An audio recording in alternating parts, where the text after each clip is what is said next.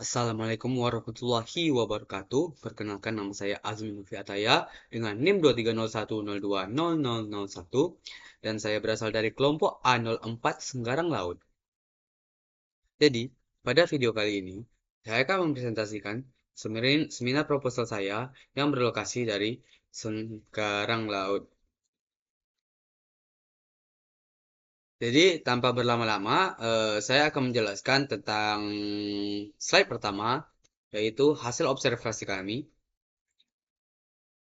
Jadi, em, hasil observasi kami yang pertama yaitu, jadi Senggarang Laut itu ya, dia merupakan salah satu kawasan di pesisir kota di Tanjung Pinang, Kepulauan Riau yang memiliki keunikan tersendiri karena pemukiman penduduknya dibangun menjorok ke laut dengan rumah-rumah panggung di atas tiang. Kawasan ini juga tidak hanya berfungsi sebagai tempat tinggal masyarakat nelayan, tetapi juga menyimpan nilai sejarah dan budaya yang penting. Terutama dengan adanya kelenteng tua peninggalan komunitas Tionghoa yang masih berdiri kokoh hingga sekarang. Observasi kami juga dilakukan pada sore hari, dan pada saat itu cuaca juga sedikit mendung disertai dengan gerimis ringan. Meski begitu, suasananya tidak terlalu gelap dan tetap terasa tenang. Dengan hembusan angin laut yang membawa kesejukan serta suara ombak kecil yang berulang kali menyentuh tiang-tiang rumah. Pemandangan langit mendung justru memberikan nuansa khas pesisir yang berbeda, seolah mempertegas kedekatan masyarakat setempat dengan alam sekitar. Salah satu ciri menarik di Senggarang Laut adalah keberadaan jembatan penghubung antar rumah. Sebagian besar jembatan sudah dibangun dari batu atau beton sehingga lebih kuat dan tahan lama. Namun di beberapa bagian juga masih ada jembatan kayu yang digunakan warga sehari-hari. Keberadaan dua jenis jembatan ini mencerminkan perpaduan antara pembangunan modern dengan sentuhan tradisional yang tetap dipertahankan. Di sepanjang jalan juga di sepanjang jalan jembatan tersebut juga berdiri rumah-rumah warga dengan desain sederhana dan ada juga yang modern. Beberapa di antaranya memiliki halaman kecil yang ditanami tanaman hias atau pot bunga. Hal ini memperlihatkan sisi lain dari kehidupan masyarakat pesisir yang tidak hanya mengandalkan laut tetapi juga tetap menjaga keindahan lingkungan rumah. Sedangkan mata pencaharian utama masyarakat Senggarang Laut kebanyakan adalah nelayan dan juga ada yang pedagang hasil laut, hingga usaha kuliner berbasis seafood yang banyak diminati orang. Kehidupan sosial mereka terbilang ramah, terlihat dari cara mereka menyapa dan menerima kehadiran pengunjung.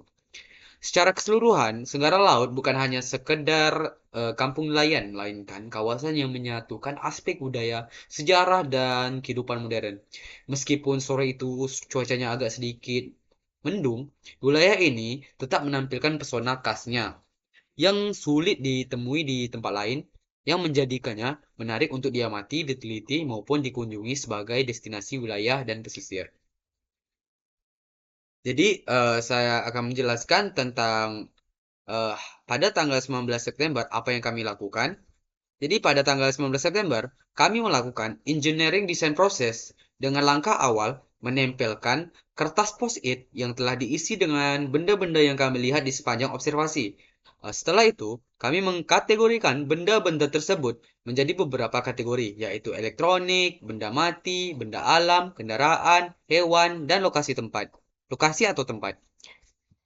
Dari tiap kategori, kami mencari 5 masalah yang mungkin timbul. Saya memilih fokus pada kategori elektronik dengan daftar masalah sebagai berikut. Yang pertama yaitu tentang masalah keamanan data. Yang kedua yaitu tentang biaya perbaikan kerusakan perangkat yang lumayan tinggi.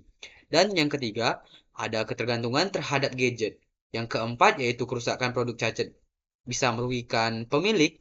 Dan lima yaitu sampah elektronik yang tidak dikelola sebelum dibuang. Jadi berdasarkan masalah yang telah saya temukan, saya kemudian membuat sebuah kalimat masalah untuk memperjelas inti permasalahan yang ada. Jadi, penggunaan perangkat elektronik secara masif menimbulkan berbagai masalah serius, mulai dari kerentanan keamanan data, ketergantungan terhadap gadget, hingga kerugian finansial akibat biaya perbaikan yang mahal dan produknya cacat. serta dampak sampah elektronik yang merusak lingkungan jika tidak dikelola dengan benar. Setelah itu, saya merancang 5 solusi yang mungkin bisa diterapkan dari setiap masalah yang ada pada kategori elektronik. Yang pertama, solusi tentang keamanan data. Kita bisa memperbarui perangkat lunak kita secara rutin dan selalu waspadai terhadap email atau pesan yang mencurigakan. Yang kedua, yaitu tentang biaya perbaikan lumayan. Jadi solusi yang saya berikan, kita bisa memilih produk yang mudah diperbaiki atau kita bisa juga melakukan perawatan berkala untuk memperpanjang usia perangkat yang kita miliki. Solusi yang ketiga yaitu tentang produk cacat. Jadi kita bisa mencari brand dengan pemakai yang banyak untuk mengurangi kesempatan mendapat produk yang cacat. Dan kita bisa memanfaatkan garansi dengan baik. Yang keempat yaitu ketergantungan terhadap gadget. Kita bisa menetapkan batasan waktu penggunaan dan cari hobi atau aktivitas lain di luar gadget. Dan solusi yang kelima yaitu kita bisa tentang sampah elektronik. Kita bisa menjual atau mendonasikan perangkat yang masih berfungsi dan mendaur ulang di tempat yang tepat. Jadi kita jangan membuang sampah elektronik ke tempat yang biasa. Dari solusi tersebut, saya menyusun kalimat solusi yang menjelaskan arah pemecahan masalah yaitu solusi untuk mengatasi masalah tersebut sebenarnya sangat mudah, seperti untuk melindungi data kita, kita bisa mengabaikan pesan yang meminta data penting kita, lakukan perawatan berkala pada perangkat elektronik agar usia perangkat lebih lama, cari brand yang bagus agar terhindar dari produk cacat, batasi waktu main gadget dan cari hobi seperti olahraga untuk menghilangkan ketergantungan, dan jika perangkat masih berfungsi, jual atau donasikan, atau jika sudah rusak, buang di tempat sampah yang tepat agar tidak merusak lingkungan. Dan pada tanggal 26 September, kami atau saya melanjutkan proses engineering design dengan melakukan penggambaran sketsa inovasi. Sketsa ini dibuat berdasarkan 5 masalah yang sebelumnya telah saya temukan pada kategori elektronik. Setiap sketsa menggambarkan ide solusi yang saya rancang agar dapat memberikan pemecahan yang kreatif dan bermanfaat. Berikut ada 5 sketsa inovasi yang telah saya buat. Jadi sketsa pertama itu bisa dilihat. Yang ini adalah sebuah key-band. Namanya key-band. Jadi gelang itu berfungsi sebagai kunci. Maksudnya apa sih? Jadi pertama ide ini muncul dari permasalahan tentang keamanan data yang dimana jika perangkat kita terjatuh dan diambil orang lain atau dicuri, maka isi datanya akan aman. Key-band ini dirancang untuk mengamankan ponsel dan data di dalamnya secara otomatis. Jadi jika perangkat kita berada di luar jangkauan gelang ini, dengan begitu pemilik tidak perlu khawatir apabila ponselnya tertinggal, terjatuh, ataupun dicuri, karena semua informasi pribadi akan tetap terlindungi. Jadi cara kerja dari Keyben ini akan terhubung langsung dengan ponsel kita melalui aplikasi khusus yang bisa diinstal pada perangkat. Jarak maksimalnya antar ponsel dan gelangnya dapat diatur dalam aplikasi sesuai kebutuhan kita, misalnya sejauh 5 meter atau 10 meter. Jika ponsel kita menjauh melewati jarak tersebut, maka sistem keamanan akan aktif secara otomatis. Ponsel akan langsung terkunci total sehingga tidak bisa diakses oleh orang lain. Dan di saat yang sama, gelang akan memberikan peringatan berupa lampu merah yang menyala dan bunyi alarm untuk menandakan bahwa perangkat telah meninggalkan jangkauan. Di sketsa yang kedua, saya membuat sebuah smart care device. Jadi, inovasi ini muncul dari permasalahan biaya perbaikan perangkat yang cukup tinggi, jadi akibat kerusakan yang terlambat disadari. Untuk mengatasinya, dibuatlah sebuah alat bernama Smart Care Device yang berfungsi sebagai pendeteksi kesehatan perangkat. Yang ini. Jadi fungsi si Smart Care Device ini, dia bisa mengecek kondisi baterai health, suhu, tegangan, serta memberikan peringatan dini jika terjadi keanehan pada perangkat. Yang fungsi yang kedua yaitu dia bisa membantu pengguna mencegah kerusakan lebih awal sebelum menjadi masalah yang lebih serius. Jadi cara kerjanya yaitu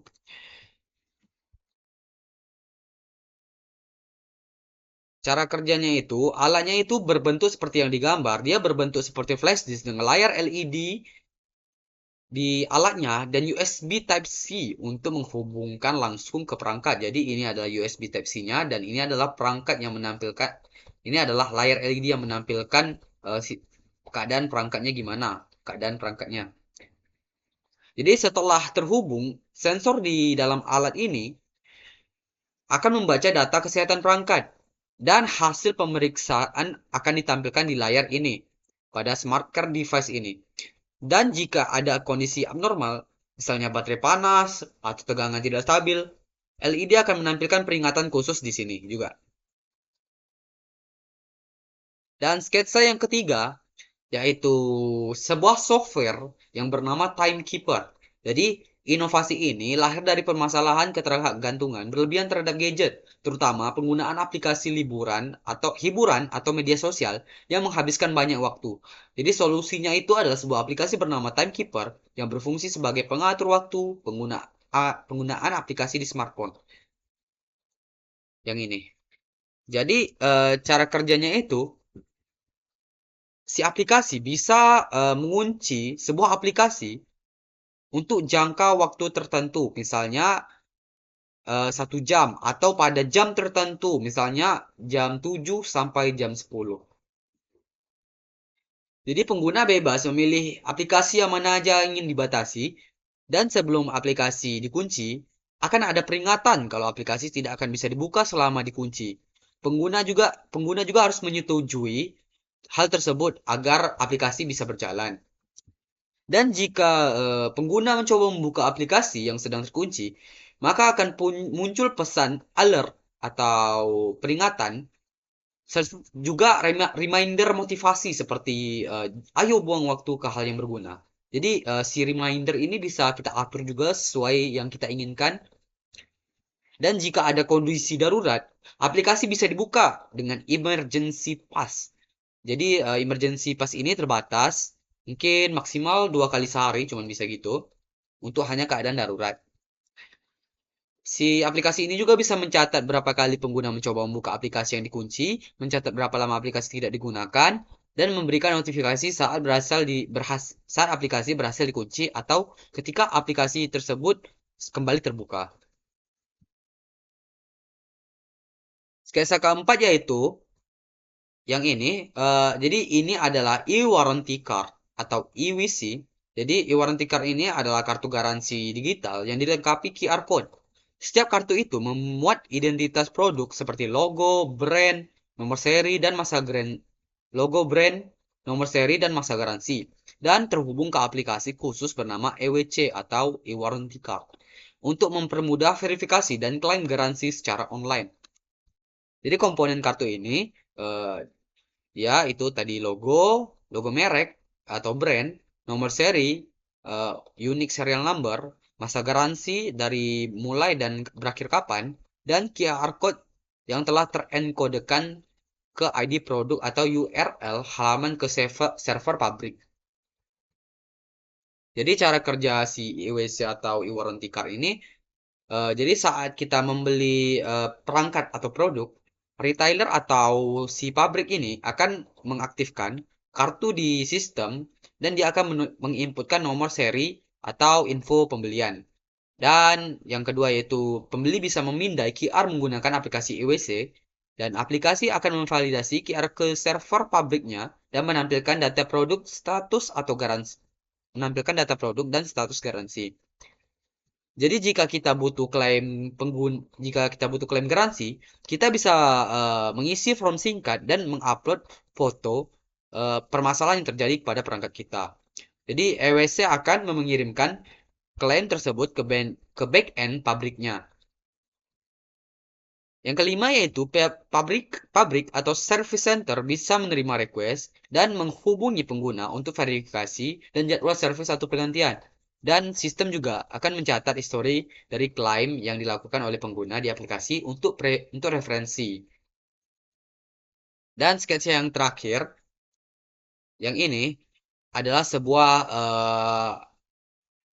alat fisik yang bernama e-waste recycle smart bin, yang artinya adalah sebuah pembuangan sampah elektronik pintar.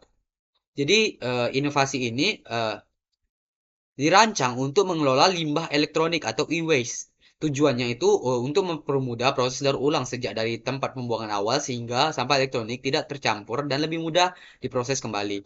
Jadi desain utama dari ini, dia itu seperti tong sampah berukuran besar, dan salurannya ini terhubung ke tiga tempat pembuangan terpisah, seperti sampah logam, sampah baterai, dan sampah plastik.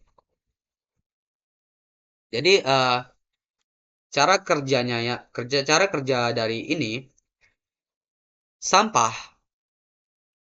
ini akan menumpuk di sini. Dan jika sampah mencapai jumlah atau berat tertentu, sensor berat akan mengecek apakah beratnya sudah melebihi batas yang telah ditentukan. Ketika batas itu telah dilewati, maka pintunya akan terbuka dan sampah tersebut akan masuk ke dalam saluran pembuangan untuk menuju ke proses pemilahan. Jadi sampah akan jatuh. Nah, di sini ada sebuah horizontal elevator atau conveyor gitu. Kayak eh, horizontal elevator gitu. Jadi dia bergerak gitu. Dan di sini ada sensor yang bisa mengidentifikasi eh, sampah-sampah jenisnya gitu. Nah, jika sampahnya adalah sampah logam, maka pintu dari tempat pembuangan ini akan terbuka dan sampah tersebut akan masuk. Dan jika misalnya sampahnya bukan logam, maka dia akan menutup dan dia akan melanjutkan ke tempat sampah logam gitu. Jadi si sensor inilah yang memberi perintah pada pintu-pintu yang menuju ke tempat pembuangan pemilahannya. Jadi pintunya akan dibuka sesuai identifikasi dari sistem sensor ini.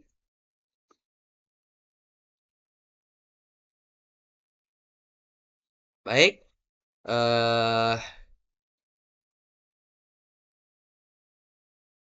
lanjut ke sketsa pilihan.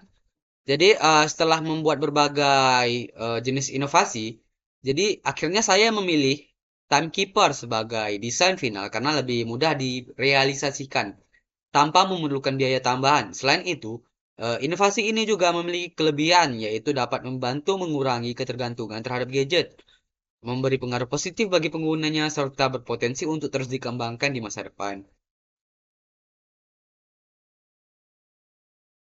Jadi saya akan menjelaskan state of the art dari aplikasi ini dengan membandingkan aplikasi ini dengan salah satu aplikasi yang ada di Android, yaitu aplikasi digital well-being atau kesehatan digital. Jadi memang di saat ini sudah ada beberapa aplikasi yang serupa berfungsi membatasi penggunaan gadget seperti aplikasi yang ada di gambar. Nah, namun ada beberapa kelemahan aplikasi tersebut.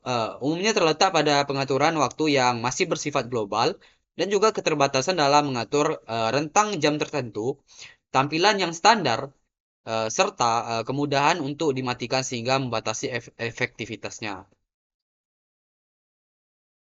Jadi inovasi dari Timekeeper ini hadir sebagai pengembangan dari state of the art tersebut dengan menghadirkan fitur tambahan seperti emergency pass terbatas. Jadi aplikasi terkunci tidak bisa dibuka sembarangan.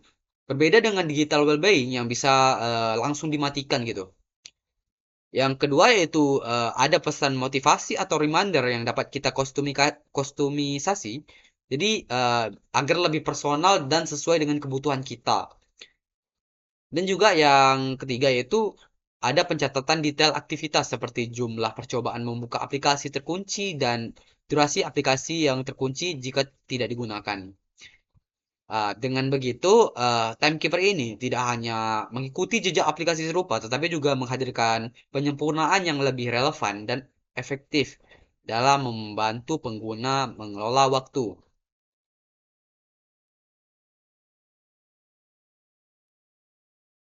Oke, jadi saya akan menjawab tentang apakah aplikasi ini mudah diciptakan. Jadi aplikasi ini mudah diciptakan.